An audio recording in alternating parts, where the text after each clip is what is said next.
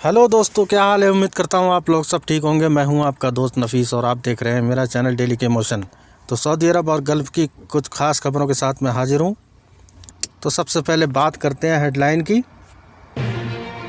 Saudi से भारत के लिए आधा दर्जन फ़्लाइट की लिस्ट जारी। रियाद, जिद्दा और अल ख़बर में सऊदी अरब प्राइवेट और पब्लिक कार्यालयों पर राष्ट्रीय ध्वज फहराना हुआ अनिवार्य। जाने क्या है नया नियम।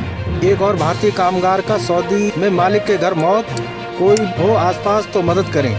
कुवैत में फिर गई 34 प्रवासी कामगारों की नौकरी। अपनी नई रणनीति के तहत कई सरकारी कर्मचारियों को भी किया बर्खास्त। भारतीय एयरलाइंस ने जारी किया सख्त आदेश। विमान में उड़ान भरने से पहले समझ लें ये सारा नियम। अरब आने के लिए बढ़ गई सैलरी लिमिट। 10,000 दिरहम से 18,000 दिरहम प्रति माह वाले कामगार ही ला सकेंगे अपने परिवार। सऊदी में भारतीय कामगार युवक की मौत। अरब की जिहाद कंपनी में ड्राइवर का करता था काम। तो चलिए शुरू करते हैं खबरें डिटेल से।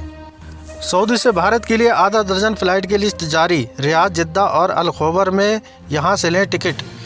अगर आप सऊदी अरब से भारत जाना चाहते हैं तो वंदे भारत मिशन के 6ठे चरण के अंतर्गत निम्नलिखित फ़्लाइट सेवा घोषणा किया है और साथ ही में इस आर्टिकल में टिकट लेने की जानकारी भी आप तक हम पहुंचा रहे हैं। कृपया केवल आधिकारिक सूत्रों से ही खरीदें। Embassy of Riyadh press release 28 अगस्त 2020। 1 सितंबर को जिद्दा से दिल्ली एयर इंडिया। 1 सितंबर को रियाद से श्रीनगर इंडिगो। 2 सितंबर को रियाद से चेन्नई इंडिगो। 3 सितंबर को दमाम से बेंगलुरु इंडिगो। 5 सितंबर को जिद्दा से दिल्ली, दिल्ली से लखनऊ एयर इंडिया फ़्लाइट। 8 सितंबर को जिद्दा से दिल्ली एयर इंडिया। 8 सितंबर को ही जिद्दा से हैदराबाद। फ़्लाइट में टिकट पहले आओ पहले पाओ के आधार पर किया जा रहा है, अतः टिकट चाहने वाले लोग जल्द से जल्द अधिकारी कार्यालय पहुंचकर अपने टिकट बुक करा सकते हैं ताकि वो यात्रा कर सकें। यात्रियों को अगर किसी भी प्रकार की असुविधा और भारतीय दूतावास से मदद चाहते हैं तो वो बताए गए ईमेल एड्रेस labor.riyadh@mea.gov.in बार पे अपनी समस्या लेकर अपने पासपोर्ट के साथ भेज सकते हैं। अगर कोई यात्री एयर इंडिया एक्सप्रेस के विमान सेवा अधिकारी से बात करना चाहते हैं और कुछ जानकारी चाहते हैं तो वो सीधा अधिकारी इस नंबर 1860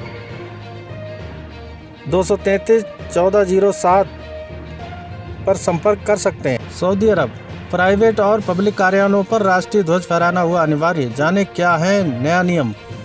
सऊदी में एयर मीडिया रिपोर्ट के अनुसार अब से सऊदी अरब के सभी शासकीय और निजी सार्वजनिक संस्थान अपने अपने कार्यालयों पर नए आधिकारिक निर्देशों के तहत राष्ट्रीय ध्वज फहराने के लिए बाध्य हैं। बता दें ये नियम कानून अब सऊदी में लागू कर दिया गया है। सूत्रों की माने तो इस खबर को लेकर कहा गया है कि रॉयल एडवाइज़र प्रिंस खालिद अल फैसल, जो पवित्र मक्का के गवर्नर भी हैं, उन्होंने खुद देश के सभी संस्थानों को सप्ताह के हर दिन अपनी इमारतों पर झंडा फहराने के निर्देश जारी किए हैं।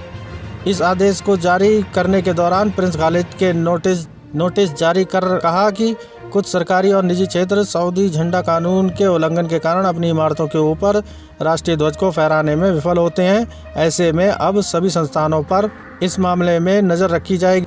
कुवैत में फिर गई 34 प्रवासी कामगारों की नौकरी। अपनी नई रणनीति के तहत कई सरकारी कर्मचारियों को भी किया बर्खास्त।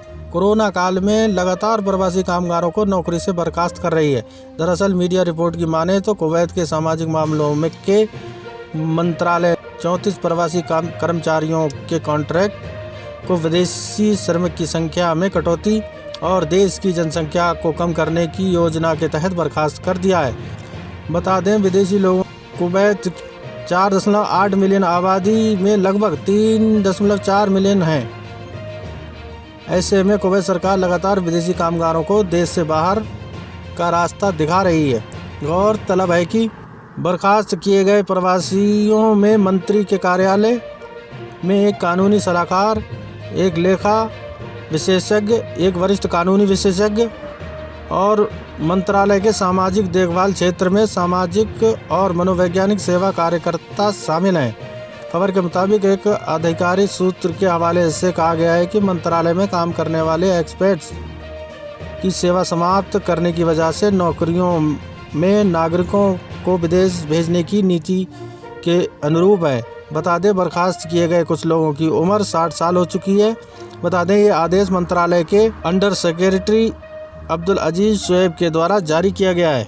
भारतीय एयरलाइंस ने जारी किया सख्त आदेश, विमान में उड़ान भरने से पहले समझ लें ये सारा नियम। सरकार ने एक आधिकारिक आदेश के अनुसार एयरलाइंस को घरेलू उड़ानों में प्री पैक्ड स्नैक्स, भोजन और पेय पदार्थों और अंतर्राष्ट्रीय उड़ानों में गर्म भोजन परोसने की अनुमति दी है। इसके साथ ही DGCA के एक वरिष्ठ अधिकारी ने कहा है, यात्रा के दौरान कोई भी यात्री जो किसी फ्लाइट में फेस मास्क पहनने से इनकार करता है, उसे एयरलाइंस द्वारा नो फ्लाई लिस्ट में डाला जा सकता है और उसकी यात्रा रद्द कर सकता है। कोरोना वायरस महामारी के कारण 25 मई से दोबारा शुरू हुई उड़ानों के बाद से घरेलू उड़ानों में इन भोजन सेवा की अनुमति नहीं थी। वहीं अंतर्राष्ट्रीय उड़ानों पर इस वर्ष मई से उड़ान की अवधि के आधार पर केवल पूर्व पैक ठंडा भोजन और स्नैक्स परोसा जा रहा है। सऊदी में भारतीय कामगार युवक की मौत। अरब की जिहाद कंपनी में ड्राइवर का काम करता था। कुशीनगर के कटकुइयाँ बद्दलपट्टी के युवक की सऊदी अरब में अचानक मौत हो गई। देर रात ही परिवार को मौत की खबर की सूचना मिली। तब से परिवार के सभी सदस्य रो रो कर बुरा हाल है। और तलब है कि कुबेरिस्तान थाना क्षेत्र के बदलपट्टी गांव के एक युवक की सऊदी अरब में मौत हो गई है। इसकी सूचना मिलने के बाद से युवक के परिजन सबको भारत लाने की मांग कर रहे हैं। बता दें, बदलपट्टी निवासी नजमुद्दीन का 27 वर्षीय पुत्र मीर हसन सऊदी अरब की जिहाद नाम की एक कंपनी में बतौर चालक 7 वर्ष से कार्य करता था। वहीं मेडिकल रिपोर्ट की माने तो मीर हसन को गुर्दा संबंधित बीमारी थी। बुधवार को उसकी तबीयत अधिक खराब हो गई और अस्पताल में ले जाया गया, जहां उनकी मौत हो गई। जिसके बाद वहां मौजूद साथियों ने फ़ोन कर परिवार को इस बात की सूचना दी।